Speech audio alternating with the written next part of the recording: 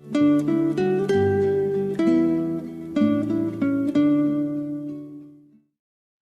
오늘도 예레미야서 49장에 기록된 이 말씀을 통해서 하나님께서 주시는 은혜를 우리가 함께 나누기를 원합니다.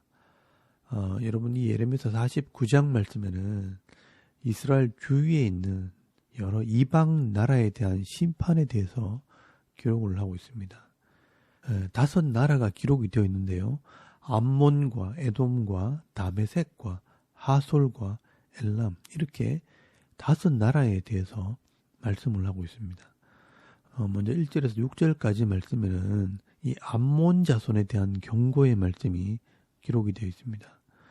여러분, 이 암몬 자손은 모압과 함께 롯의 아들로 이스라엘과 친족이 되는 나라입니다. 그러나 가까이 있으면서도 늘 이스라엘과는 대적이 되었고 틈만 나면 서로 복수를 하는 관계였습니다.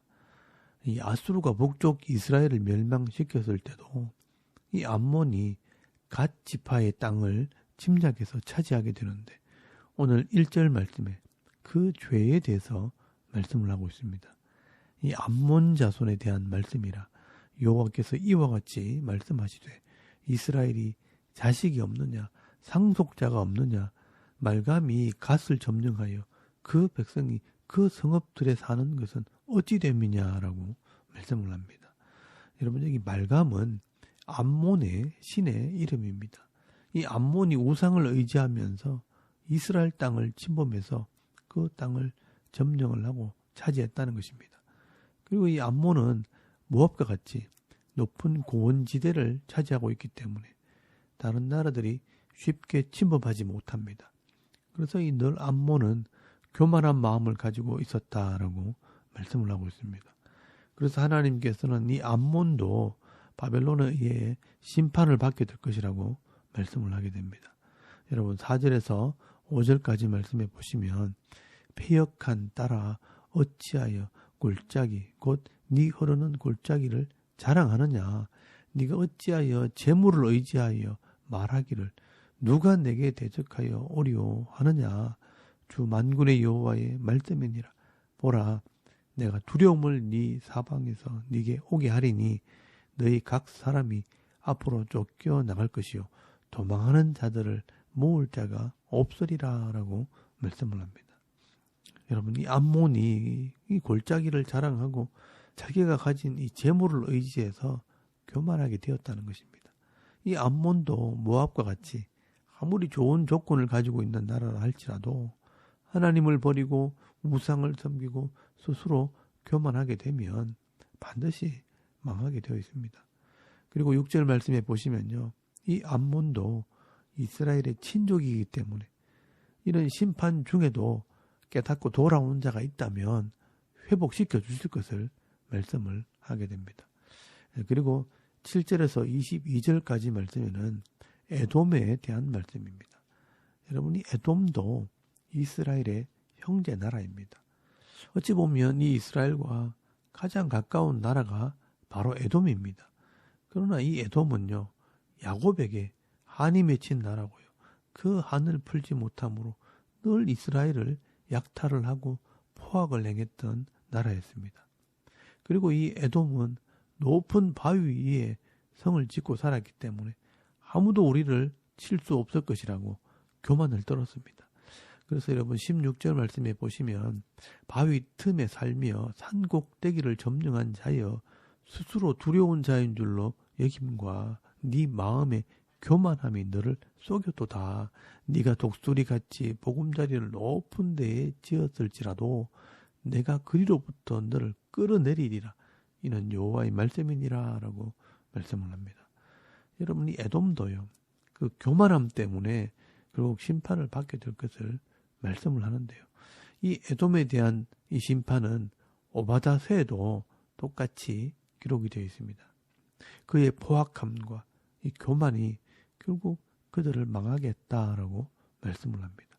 결국 이 에돔은 모든 것을 다 잃어버리고 지금은 폐허가 되어버렸습니다. 여러분 18절 말씀에 보시면요, 거기 사는 사람이 없으리라 라고 말씀을 합니다. 정말 지금은 이 에돔의 수도였던 페트라에 가보면요. 바위 위에 신전과 또 무덤만 남아있고요. 아무도 없는 폐허로 남아있습니다. 그리고 여러분 23절에서 27절까지 말씀에는 다메섹에 대한 경고의 말씀입니다. 여러분 이 다메섹은 이 북쪽에 있는 나라입니다. 이 다메섹도 한때는 강력한 나라였지만 이 아수르와 바벨론이 팽창을 하면서 결국은 멸망하는 나라가 되어버렸습니다. 그래서 23절 말씀에 보시면 흉한 소문을 듣고 낙담하게 되었다라고 말씀을 합니다. 여러분 여기 흉한 소문이라는 것이 바벨론이 대군을 이끌고 쳐들어오는 것을 말하는 것입니다. 이 다메섹이요 멸망을 받는 이유를 예레미야서에서는 명확하게 기록을 하고 있지 않지만 여러분 아모스서 1장 3절 말씀에 보시면 그들이 철 타작기로 타작하듯 길르앗을 압박하였음이라라고 기록을 하고 있습니다. 하나님께서 이 이스라엘을 때리는 매로 이 아람 나라를 사용하셨는데 너무 심하게 철 타작기로 타작하듯이 사람들을 죽이고 싹쓸이 해갔다는 것입니다. 그래서 하나님께서 이 아람의 다메섹도 더 큰 나라 이 바벨론의 소문을 듣고 낙담하고 망하게 될 것을 말씀하고 있는 것입니다. 그리고 28절에서 33절까지 말씀해 보시면 게달과 하솔 나라에 대한 경고가 기록이 되어 있습니다. 여러분 이 게달은요 이스마엘의 자손들을 말하는 것이고요. 그리고 이 하솔은 가나안 북쪽 이 갈릴리 호수 북쪽에 있는 나라로 이 가나안 왕 야빈이 다스렸던 나라입니다. 나중에는 이 동부 사막으로 쫓겨나게 됩니다. 이 게달과 하솔은 이렇게 광야에서 땅도 없고 성읍도 없는 유목민으로 살았지만 하나님께서 그들을 심판할 것을 말씀을 하십니다. 아무리 하찮은 나라를 할지라도 악을 행하게 될 때 하나님께서 심판을 하십니다. 여러분 나약하고 가난한 사람도요 악을 행하면 하나님께서 긍휼히 여기지 않습니다. 완전히 멸절시켜 버리십니다. 그래서 여러분 30절 말씀에 보시면요 이 바벨론을 통해서 하나님께서 그들을 치십니다. 여호와의 말씀이니라 핫솔 주민아 도망하라 멀리 가서 깊은 곳에 살라. 이는 바벨론의 느부갓네살 왕이 너를 칠 모략과 너를 칠 계책을 세웠음이라라고 말씀을 하고 있습니다. 그래서 여러분 33절 말씀에 보시면 핫솔의 거처는 영원히 황폐하게 되고 머물러 사는 사람이 아무도 없게 될 것이라고 말씀을 합니다. 그래서 지금 핫솔은 그 흔적도 찾아볼 수 없게 망해버렸습니다. 그리고 여러분 34절에서 39절까지 말씀에는 엘람에 대한 경고의 말씀입니다. 이 엘람은 바사, 이 페르시아를 말합니다. 지금은 이란 땅에 있는 나라입니다. 이 나라 또한 이스라엘에서 멀리 떨어져 있는 나라지만 이스라엘을 대적했던 나라입니다. 여러분 에스겔서 22장 6절 말씀에 보시면요. 이 엘람 사람은 화살통을 메었고 병거 탄자와 마병이 함께 이 예루살렘 성을 공격했다라고 말씀을 하고 있습니다.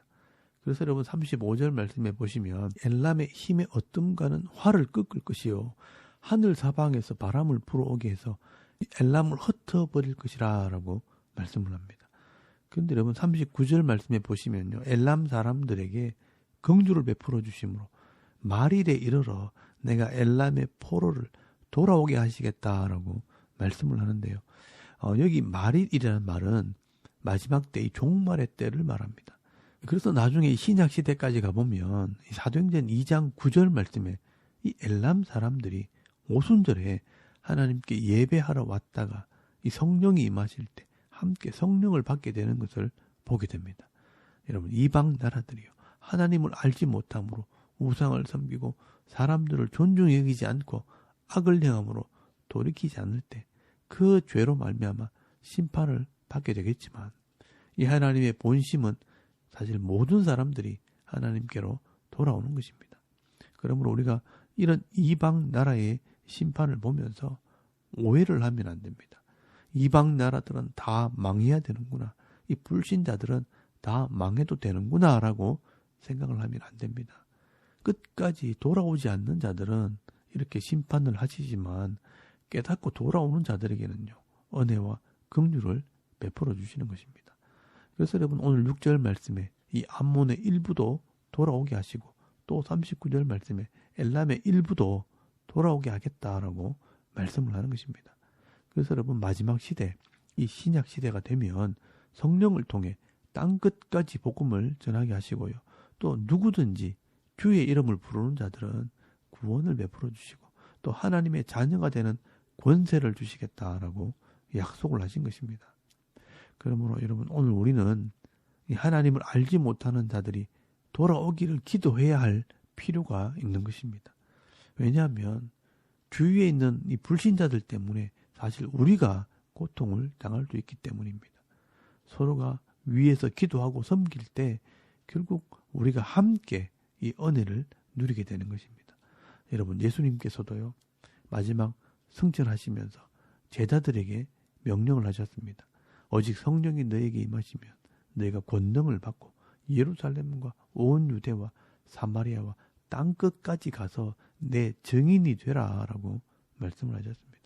여러분 예수님께서는 우리 성도들에게 땅끝까지 또 모든 나라에 흩어져서 내 증인이 되라, 복음을 전해라라고 말씀을 하신 것입니다. 오늘도 하나님께서는 이 땅을 다스리시고 복을 주시기도 하시고 그 포악함과 교만함 때문에 심판하시는 하나님이시지만 그들에게 복음을 전함으로 그 땅에 하나님의 나라를 이루라고 말씀을 하고 있는 분도 하나님이십니다. 그러므로 오늘도 이방 나라에 대한 이 심판을 보면서 믿지 않는 자들을 위해 기도하고 또 전도와 선교의 사명을 감당하면서 빛과 소금의 역할을 감당할 수 있는 저와 여러분의 이런 영적인 삶의 모습이 되실 수 있기를 주의 이름으로 축원합니다. 아멘. 우리 잠깐 기도드리겠습니다. 오늘도 하나님 편에 서서 이 축복의 통로의 삶을 살게 하옵소서.